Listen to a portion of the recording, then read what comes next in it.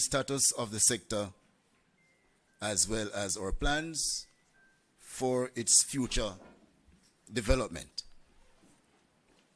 Before we proceed, let us adopt an attitude of prayer as we invite the Lord's presence in our midst, and we invite Mr. Wilson to lead us in prayer.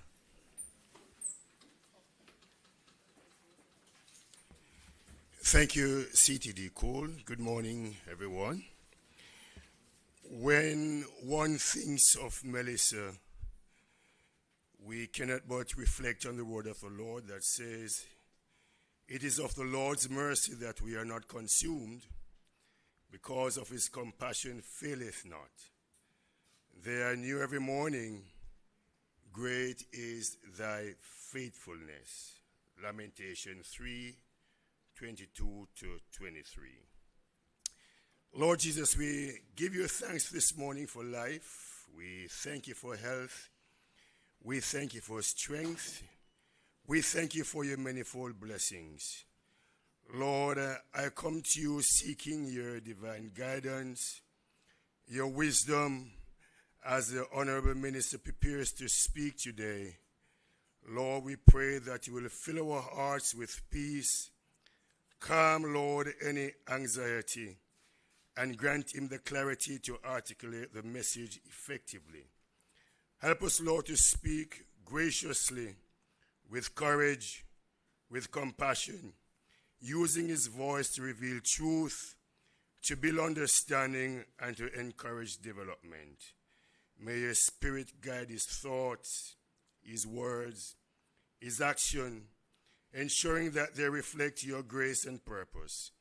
Give us all the humility to listen well and the strength to stand firm in what is right, even when challenged. Bless this gathering and all who listen, that our communication may be to the glory and honor and to the good of our country and even beyond our national borders. These and other mercies we ask. In Jesus' name I pray. And could everyone say amen? Right. So that is Mr. I.W. Wilson, Project Management Specialist. And I don't think it's a new discovery that he is a man of the cloth. Thank you, Mr. Wilson.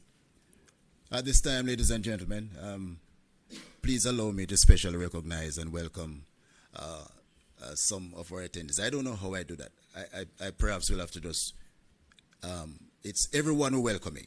But I think we're going to just ask everybody to say who they are, what you do, where you're from, because you have all been on the front line. But first of all, let me welcome our hard-working Minister of Agriculture, Fisheries and Mining, Honorable Floyd Green. Give him a round of applause, please.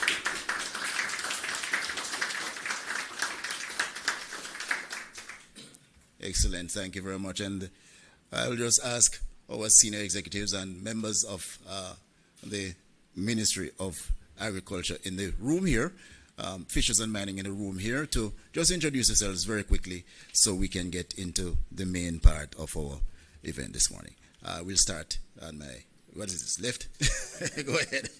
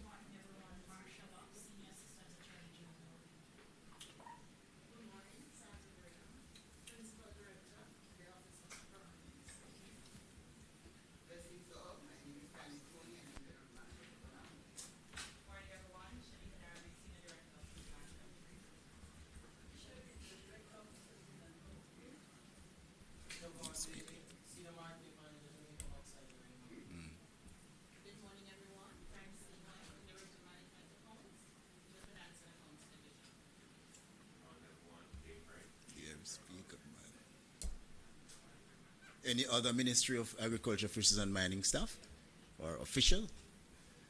Yeah, you can say your name quickly, please. All right, thank you very much. Is that it? Well, I see Miss Busy Yolande Gibson, who is our PR specialist here. I'm always busy, so sometimes not enough time to say your name. All right, thank you very much. And other distinguished guests, you're not to be left out. Members of the media, you're very important to us, and we welcome you here in a very special way. And we have viewers on various platforms across the social media, and we want to welcome them also to this, our press briefing. Ladies and gentlemen, on October 28th, we went through what we could call a dark day. Our nation's history will have that as an antecedent to those who will come behind us. It was the day Jamaica endured the unprecedented force of Hurricane Melissa. All of us would have experienced it, but I can't help but to repeat. It was a Category 5 hurricane that caused extensive damage across multiple sectors and disrupting many lives, disrupting industries, our own ways of life. Our agricultural sector was not spared. And this is why we're doing this morning, ladies and gentlemen. And it's a short run-up for the minister. We're not going to say much, or there won't be much ado before he comes up. So this is why we want to welcome him. He won't come immediately. I'll just say a few things. Because, you know, I usually say that when you talk about minister, at introducing him, you have a long form and a short form. You know, so the long form is so impressive that you want to go into it. The shorter version is also so impressive that I think I want to go into it. But nevertheless, I will, you know, just leave it for now. I'll just leave it for now. Young, energetic, brilliant. What other adjectives do I use? Hardworking Minister of Agriculture, Fisheries and Mining, and I wonder if he sleeps. From the moment the hurricane struck, he was on the ground attending to the needs of our citizens. I don't know if anybody has seen the clip of him in his raincoat out in Black River when the light and power men were trying to put the power lines back intact. You should have seen him. If you haven't seen it yet, go and search for it. I think, ladies and gentlemen, please join me as we welcome our Minister of Agriculture, Fisheries and Mining, Honorable Franklin.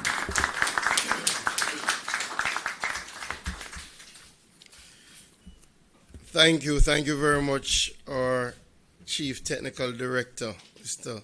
Courtney Cole. I think he really enjoys when he gets these opportunities to be a master of ceremonies. You can, as country people say, in him, Aki.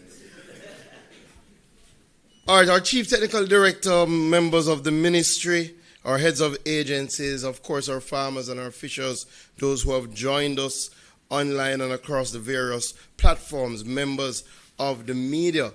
For those who I'm seeing for the first time, I know we are 20 days in, but let me still wish for all of you a happy new year, a wonderful 2026. Good to see you.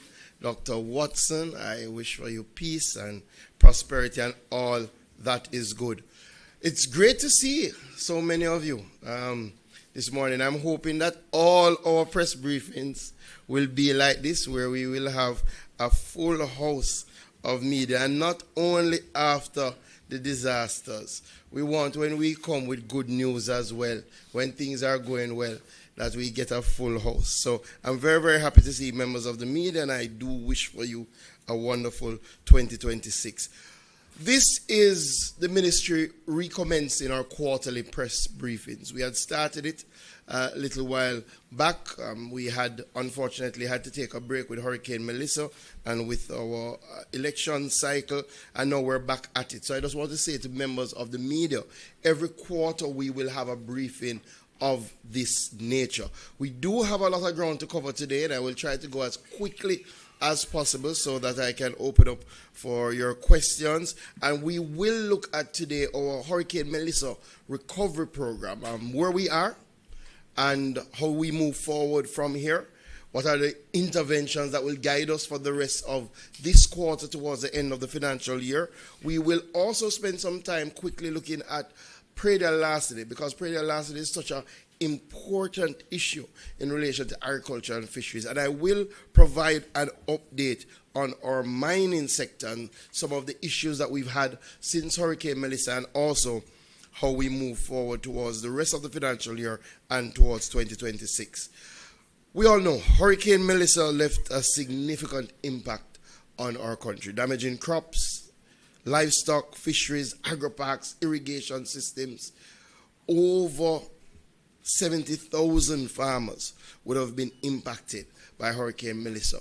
Over $30 billion in damage, and by the World Bank's own rapid assessment, probably closer to $60 billion in damage. Crops were damaged, destroyed, livestock operations were disrupted, fishing beaches, gear were compromised, irrigation systems were affected, but thank God our farmers and fishers remain resilient. And I think we should take this opportunity to give our farmers and fishers a big round of applause for how they have stood up in the face of adversity.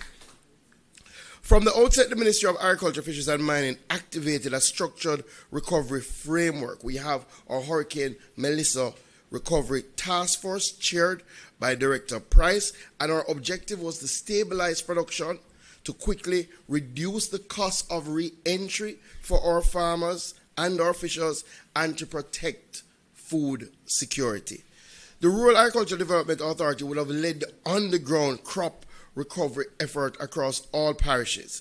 Immediately following Hurricane Melissa, RADA embarked on a coordinated seed and planting material distribution program, prioritizing short-term and quick-bearing crops to stabilize supply in the shortest possible time. In fact, to date, we have distributed 14,038 packs of assorted vegetable and fruit seeds valued at $90 million. These inputs have impacted over 10,000 farmers. We have also been able, through that, to establish about 840 hectares of production island-wide. We have continued to roll out our national onion production program, where we've distributed 780 packs of onion seed, focusing on Texas and Super X, and we've been able to already establish 43 hectares of onion production. We all know how important fertilizer is after a disaster, and through the support of the government of Morocco and our Moroccan fertilizer program, we have already been able to distribute 7,205 bags of fertilizer, impacting over 2,500 farmers and restoring production across 540 hectares. We knew and we recognized that in my first intervention, as a part of our response mechanism, we wanted to ensure that our farmers had access to land preparation, because that is one of the biggest barriers for entry and for recovery. And as such, we removed the costs of land preparation through our RADA system. I'm pleased to report that already we have prepared 504 hectares for approximately 1,300 farmers at a value of $80 million. We also did not stop the initiatives that were already in play.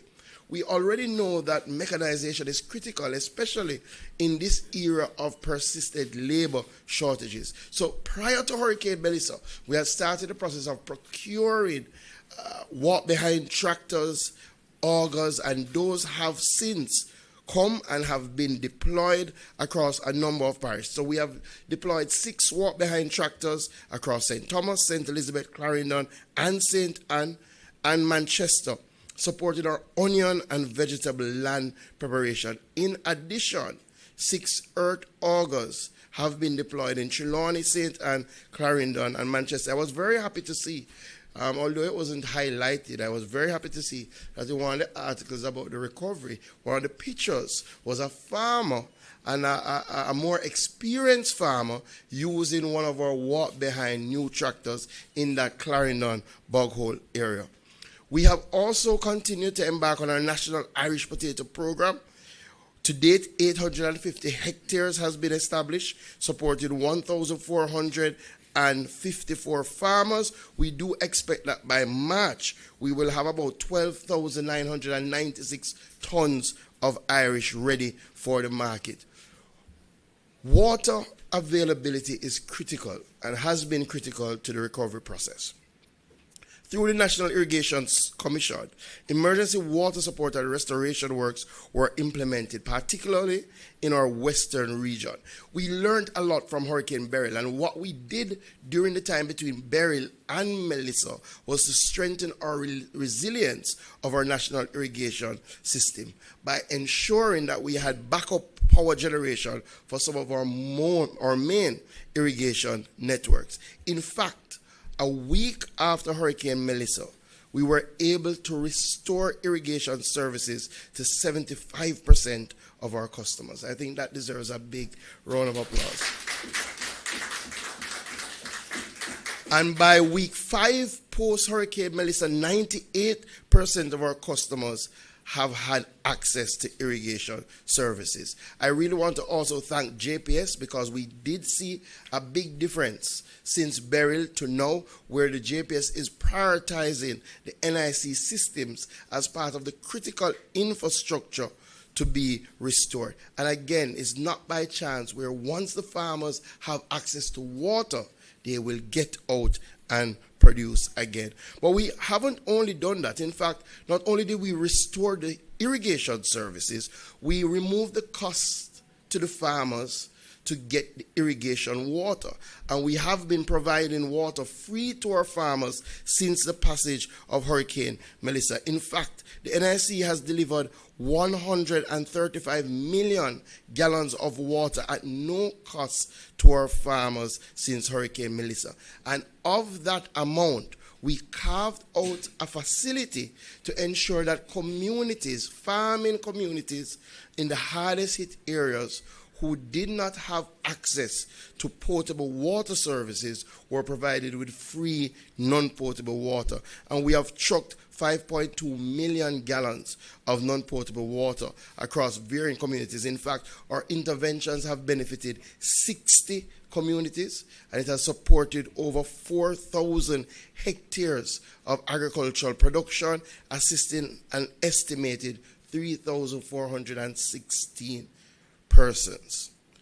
We also implemented, to ease the pressure on our farmers, a 3-month moratorium on irrigation bills up to October 28th. So persons who had their bills that would have became due by Hurricane Melissa, they have been given a 3-month moratorium which ends at the end of January, so that they could focus their resources on bringing back production. Other agencies like the Jamaica Dairy Development Board had targeted interventions to stabilize livestock and dairy production. We've provided pharmaceuticals, feed, fencing materials, generators across the affected farms. In fact, recognizing the infrastructural damage sustained by farms, a number of our dairy farmers lost their fencing. We place significant priority on providing the support so that they could again contain their animals and could lead to greater food security. 1,000 fence posts have already been purchased at the cost of about $700,000. 500 of these posts have been distributed to farmers, including Ebony Park, Heart Academy, and multiple individual producers. Energy disruption posed a major risk to milk preservation. So to mitigate the risk, one of the things that the Dairy Development Board did was to provide 6 generators that were deployed to dairy farms in St. Elizabeth and Hanover to ensure that our dairy farmers would be able to save their milk and to produce and save and provide that to the various companies. Feed support formed another critical pillar of our response. A total of 254 bags of dairy ration have been procured and distributed to farmers across St. Thomas, St. Catherine, and St. Anne. One of the big areas that we saw significant damage and dislocation is apiculture. We lost thousands of colonies of bees. And as such, we recognized very early that the beekeeping sector would require urgent intervention following the passage of Hurricane Melissa, especially as we know the dual importance of bees. Bees provide honey, but also their pollination services are critical to agricultural production. So through the apiculture unit of the Ministry of Agriculture and Fisheries, we have implemented a targeted recovery program. We procured 5,590 bags of beet sugar, valued at about $39.3 million. And to date, we have already distributed 2,852 bags, where 808 beekeepers across 7 parishes have received support. Therefore, safeguarding pollination services that underpin agriculture. We have focused on coffee, we have focused on cocoa, and our spices. Again, our highland and mountainous regions suffered significant damage from Hurricane Melissa. JACRA has been leading that recovery effort from November, where we implemented a structured recovery program combining farmer training, input distribution, and targeted replanting support.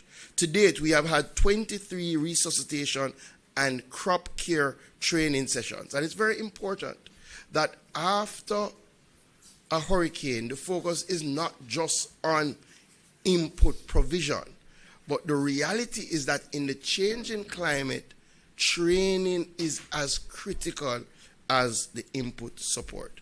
But we have provided some direct inputs. We've provided 6,400 coffee seedlings. We've provided 275 cocoa seedlings.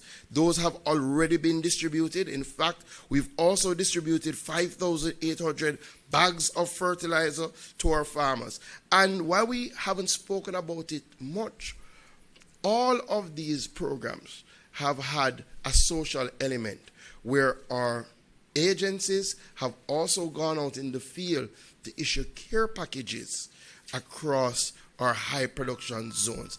And when we say our agencies, that also means the JAS that has been very active working with farmers to issue that sort of social support to get them back up and running.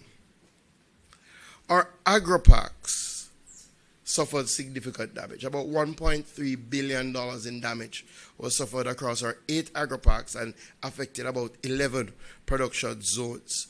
We have already provided the Agri-Invest Corporation $30 million for them to drive the recovery effort across the agri-parks. And they have been doing that, focusing on things like seeds, fertilizer, chemicals, land preparation. In fact, one of the big policy changes is that we have given a moratorium on lease, which is valued at $40 million and supports 440 investors across 2,750 hectares. We've also focused on drain cleaning, especially in our Mango Agri-Park, cleaning 10 kilometers of drain, and we've contracted across the agri-parks 4 private tractor owners to carry out land preparation work covering approximately 240 acres so that they can be ready for short and medium term production. The recovery activities within the agri-parks have included this free land preparation, around 360 hectares, distribution of 700 bags of fertilizer, allocation of 28,000 milliliters of agricultural chemicals, and because of that intervention, we've started to see multiple crop categories return: vegetables, condiments, spices, root, tuber crops across the agri-park. And that's a good opportunity to now segue into what we have been seeing. I think we get a sort of feel of the sort of interventions that we have had. And there are others, and over time we will give you the other areas that we have been intervening in, and later on I'll tell you some of the things that are to come. But as a result of the resilience of our farmers, and also the swift post-hurricane interventions of the ministries and its agencies, we have seen a rapid recovery in relation to crop agriculture. Several short-term vegetable crops are now available in large quantities. Current data confirms that we actually have excess production in several crops. And it's amazing that less than 3 months after Hurricane Melissa, a Category 5 hurricane that wiped out some of our most productive agricultural areas, that we can stand here and speak about excess crops. I think, again, the farmers deserve a big, big round of applause. So current data does confirm that we're seeing excess production in several crops, including cucumbers, lettuce, pak choy, and string beans. Parishes reporting notable surpluses include Clarendon, with excess sweet potatoes, sweet peppers, cucumbers, and lettuce; St. Elizabeth with yellow squash, cauliflower, cucumbers, string beans, zucchini, lettuce, and pak choy; Manchester with carrots, cucumbers, lettuce, pak choy, and string beans; Westmoreland with zucchini, cucumbers, lettuce, pak choy; St. Anne with string beans, lettuce, and pak choy; and St. Thomas particular with cucumbers. In some of the areas, you will appreciate that the excess has come by virtue of a downturn in demand. So we have seen, for example, slow movement in yellow squash, cauliflower, zucchini, and romaine lettuce, because these crops are primarily produced for hotel and hospitality sector, and the current uptake levels remain uneven as that sector continues its own recovery following Hurricane Melissa. In fact, based on our field data, string beans are experiencing an average hotel uptake of about 30%, zucchini about 75%, squash 80%, cucumbers 60%, lettuce 60%. These realities are again compounded by some of the operational constraints within the supply chain. So we already know that there's limited cold storage capacity, but that has been further reduced by the loss of electricity to some of our main purveyors. Now, while people will be able to run some of their households on generators, it's very challenging for these large purveyors to use generated backup power to drive the cold storage facilities that they have. And that has constrained the ability to redirect surplus produce to alternative markets, especially during peak harvest periods. One of the things that people should recognize, the farmers would be preparing for what would have been the peak of the hotel season with some of these items, like the squash, like the zucchini. So we have seen a significant increase in production in some areas, and we are seeing excess on the market. And the beauty with agriculture is that you can tell whether agriculture is doing well or not. It's not something that you can hide. And consumers have already started to see significant reduction in vegetable prices and fruit prices across the markets. In fact, most of the prices have been reduced by between 14 to 77%. Watermelon, 63%, dropping from $880 per kilogram to $330 per kilogram. Scotch bonnet that everybody has been complaining about, started to see some Scotch bonnet come in, and we're seeing a 20% reduction in the price.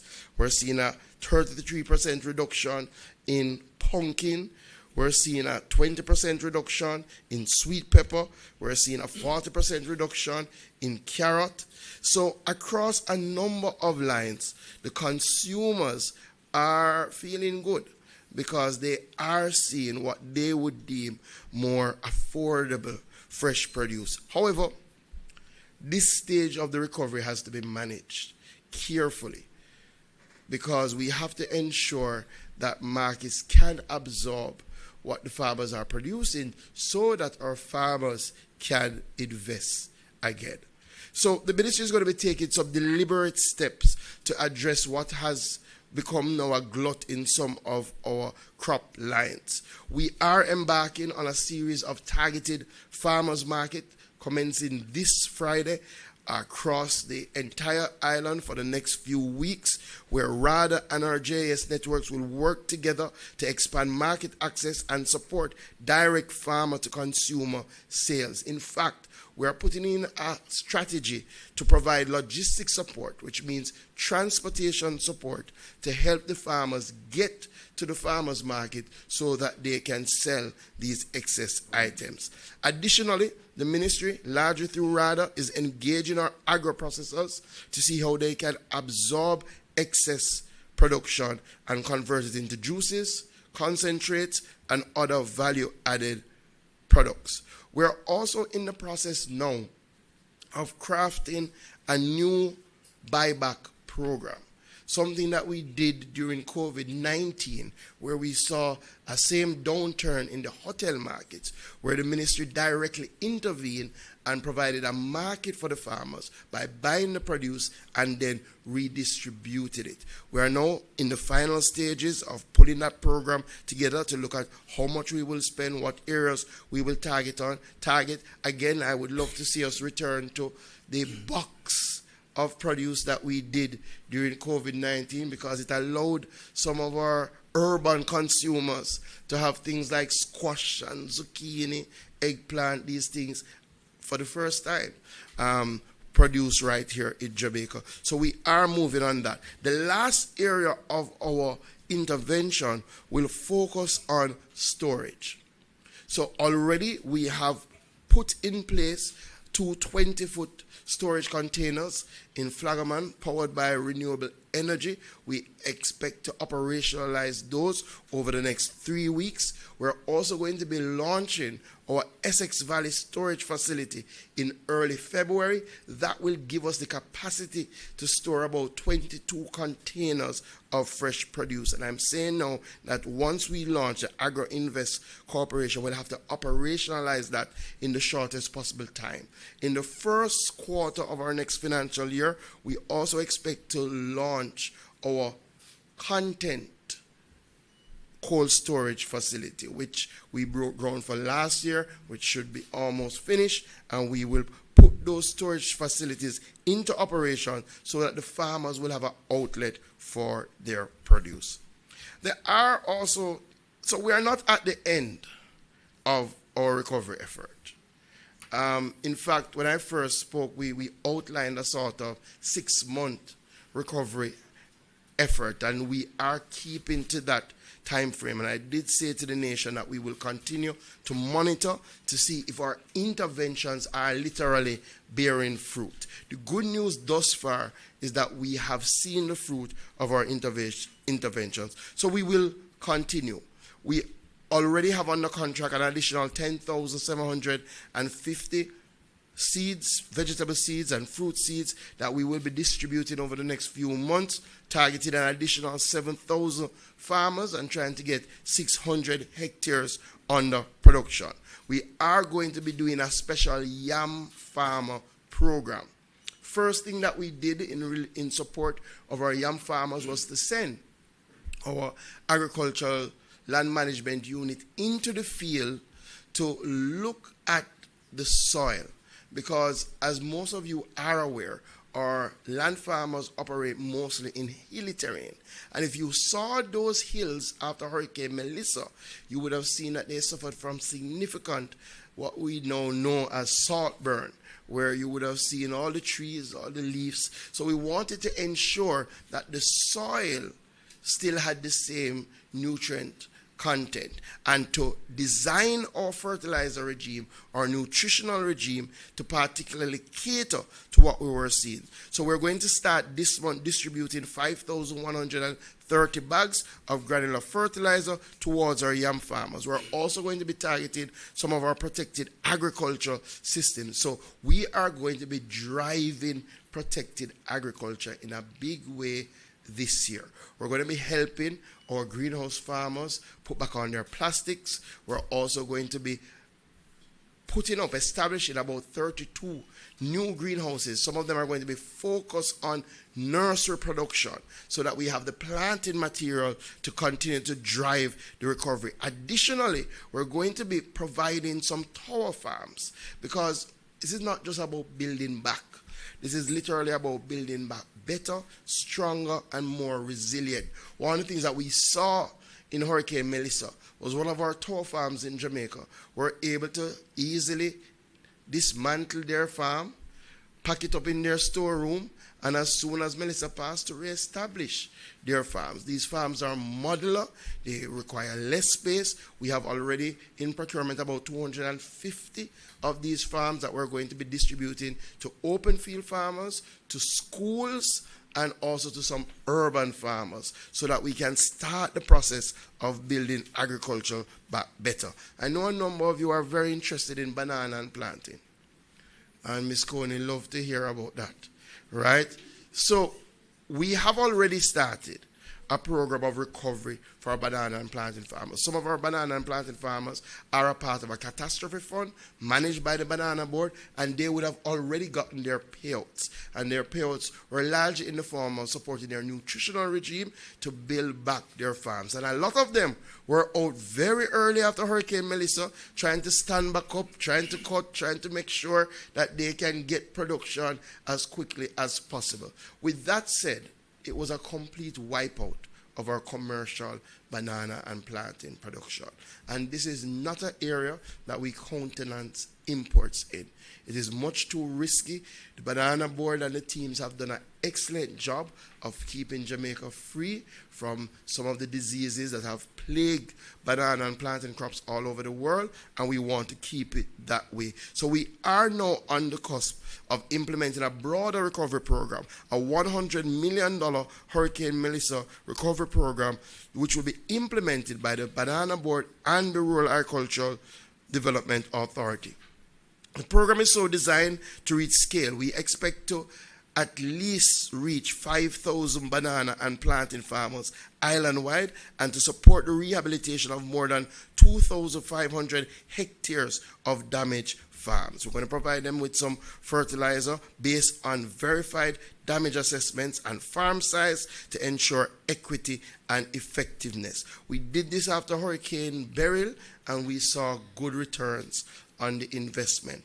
Ms. Coney had told me that it would take us about 6 to 7 months, 8 months at most, Minister, and we were at the earlier end in terms of the recovery. And I'm hoping that with this intervention, we will also be at the earlier end in that regard.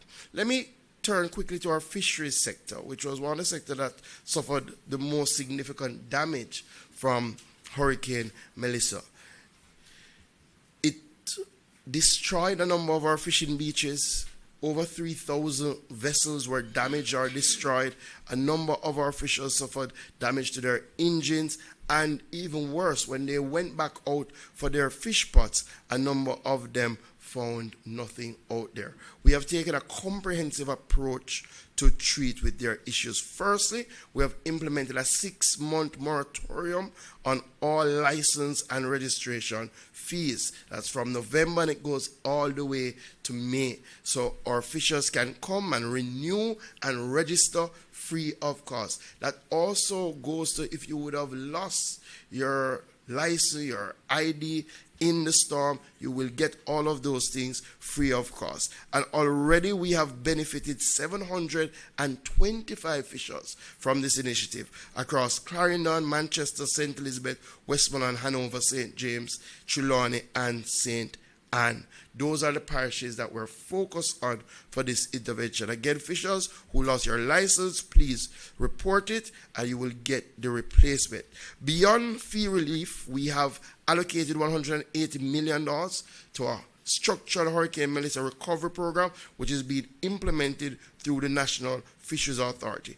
And we're doing it in two phases. Our initial phase, which started in November of last year, was in immediate stabilization. So what we have been doing is, one, helping to clear, clean, and remove debris from a number of our beaches so that our fishers would have access. If that was never done, our fishers would never have been able to go back out. And we did that in Black River, we did that in White House, and we have engaged contractors to do key refurbishment work in key fishing beaches, including Great Bay and White House in Westmoreland. Those contractors are in place and are working as we speak. We also procured, to treat with the shortage of potable water on our fishing beaches, 10 large water tanks with a capacity of 2,500 gallons, and assign them to fishing beaches across Alligator Pond, St. Mary's in Westmoreland, Montego Bay and St. James to provide potable water. We have been distributing fishing wire. In fact, we've procured 2,260 rows of fishing wire through partnerships with the Jamaica Fishermen Cooperative, Tagwell, JSIF, Breads, Sandals. An additional 1,200 rows of wire have already been distributed across 33 fishing beaches. So we've reached fishers in Manchester, St. Mary, Kingston, St. Andrew, St. Catherine, Clarendon, Hanover, Westmoreland, St. James, Trelawney, and St. Thomas. And St. Anne, I don't see a name, but we're coming very, very shortly. I'm sure we went to St. Anne as well. The next phase of our fisheries support will move to direct grants. So we're going to be doing some cash grants to help our fishers treat with boat repairs and engine replacement. In fact, our cash grants will run from $150,000 all the way up to $5 million, depending on the level of damage and the size of the fishers. You know, we have artisanal, we have intermediate, we have our industrial fishers, and we are going to be providing support. In fact, already we've started to issue those grants, and I think about 5 of our intermediate fishers have already received $1 million to support the reestablishment of their boats and the replacement of their engines.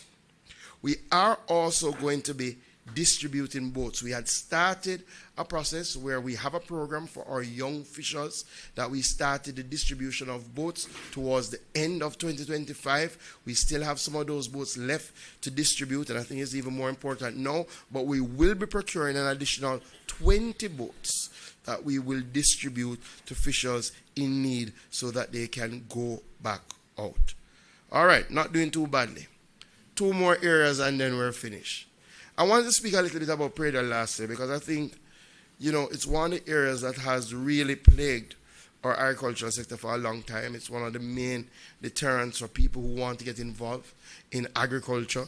And I think we have been making some really good strides in the fight against Prairie del Lastre. It does remain one of our persistent threats to farmers. However, in 2025, we would have strengthened our legislative framework through amendments to the Prairie del Lastre Prevention Act, which came into effect July 15, 2025. These reforms increase penalties and introduce victim impact statements, giving farmers a formal voice in court proceedings.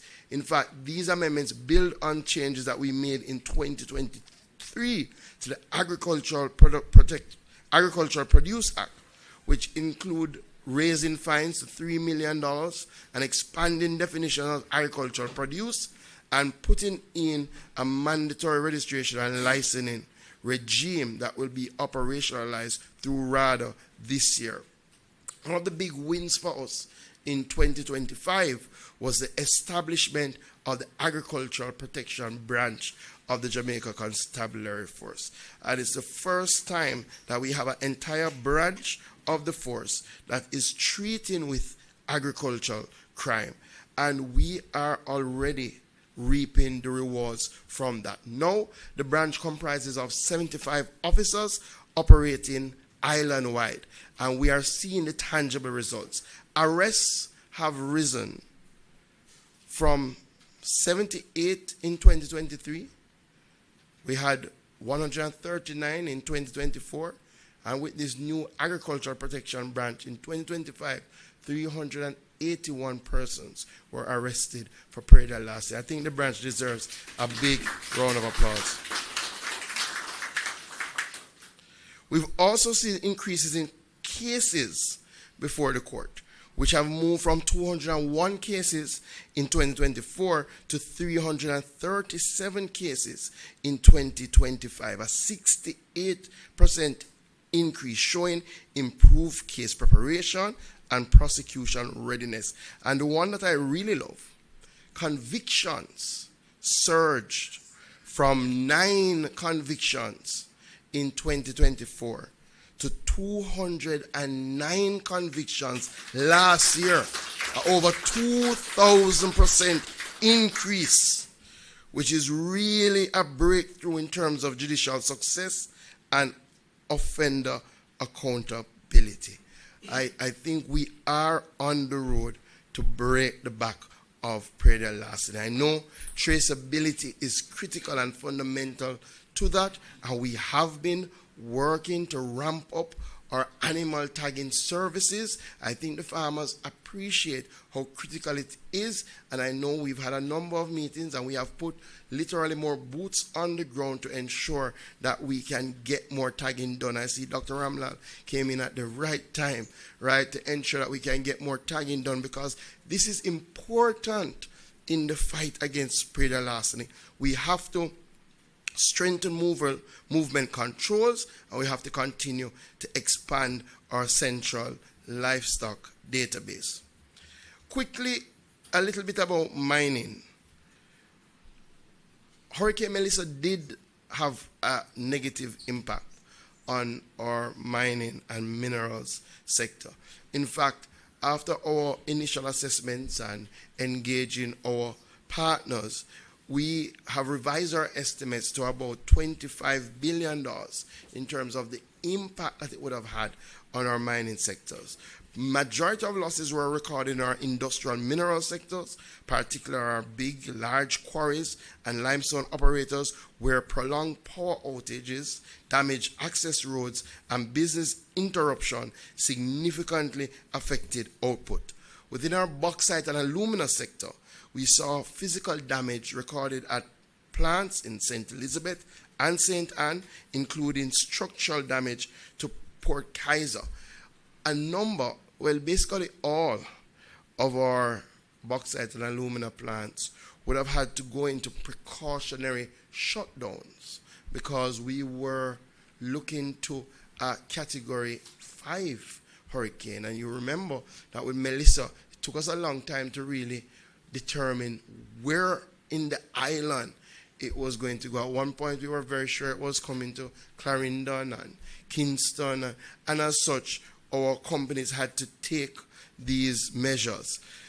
So those disruptions would again take some time for our companies to get back up to their productive capacity. Nonetheless, our bauxite sector, our aluminum sector showed resilience in 2025.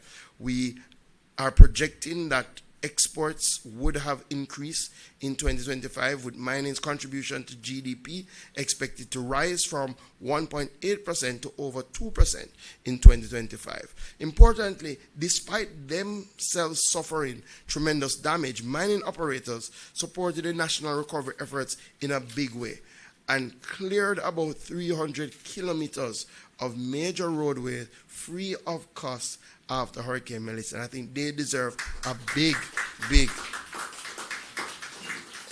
round of applause.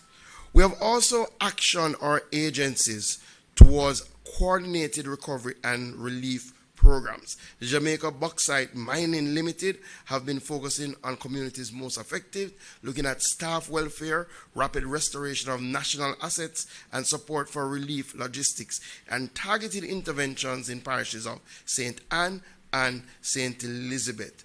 In fact, they have been on the ground trying to ensure that one, the Reynolds Pier remains operational, and that was brought back into operation swiftly, reestablishing readiness to support post-hurricane recovery logistics. Within days, we restored the core port functions, and the first cruise ship arrived shortly after the hurricane, and people may not have realized arrived at our Reynolds Pier shortly after the hurricane, and that's a big win for our Jamaica Bauxite Limited.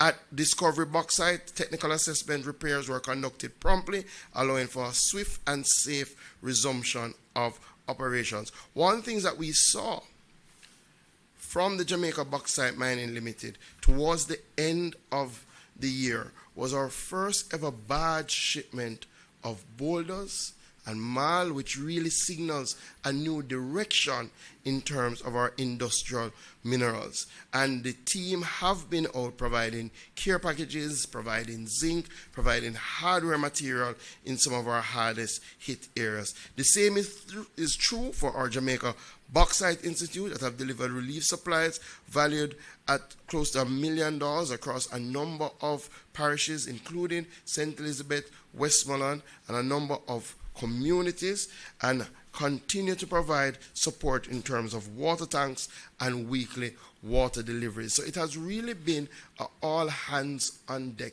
approach by the ministry to drive our Hurricane Melissa recovery. So as we look ahead, and one more area that I failed to mention that I know you will ask me about, we have seen a significant downturn, as we know, in our egg production, right? Thankfully, through the work of the ministry and the work of our producers and the Egg Farmers Association, we have been able to tap into external sources to get both liquid eggs to reduce the demand on table eggs and to bring in some table eggs.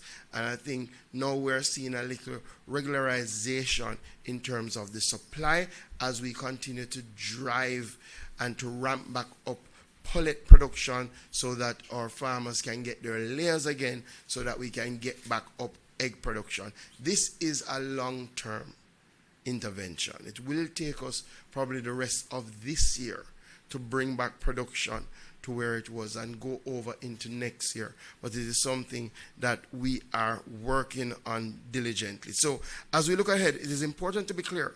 Recovery is not a single event or a single budget line. It is a process. It requires discipline, transparency, and continued partnership with farmers, fishers, and industry stakeholders. Across this ministry, our focus is now firmly on resilience. This includes strengthening disaster risk management systems, improving market coordination, expanding storage and agro-processing capacity, and supporting producers to adopt climate-smart practices. The lessons of Hurricane Melissa are being applied deliberately from catastrophe funds and insurance, and I will have occasion to speak a little bit more about what we're doing in relation to insurance, to diversified markets, stronger infrastructure, and building systems that can withstand future shocks. To our farmers, fishers, and our rural family, we have reached some of you. We have not yet reached all of you. But you can be assured that help is on the way. The government remains engaged, present, and accountable to you. And we are going to hold your hands as we drive this recovery together. We will feed Jamaica again. Thank you.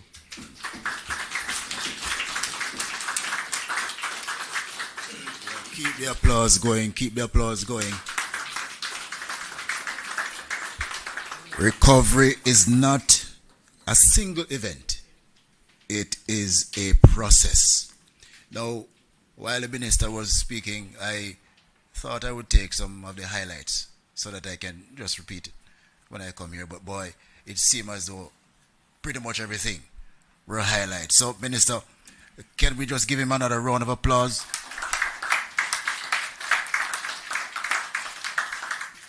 The one that I managed to put down was, we're not just recovering. We're building back better, stronger, and more resilient.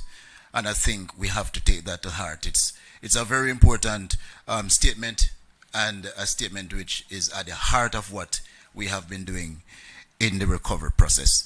Ladies and gentlemen, we have now reached the point in today's proceedings where we will be taking your questions. But before we do so, we want to just thank the production team, the PR team, and all of the persons that have been involved to make this event the success it has been so far. And for that, we are truly, truly grateful. We now proceed to the question and answer segment. I suspect that, Minister, we could take like 3 questions and then you respond, and we proceed in that way. All right, so floor is open.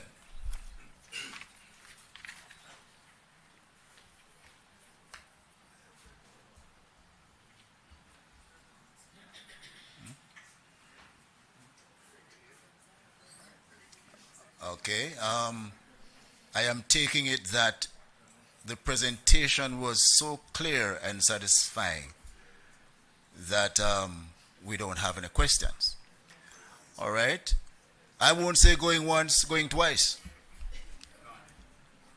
I think we should say gone. Eh?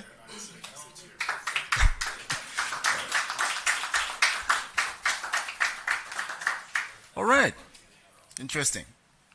So what is left for me to do then is to bring this very important and engaging event to a close. It is dubbed the Hurricane Melissa Recovery and a sector update for the agricultural sector. And we thank you all for having been here and for your participation. And we wish you good luck and Godspeed as you go your different directions. Thank you very much.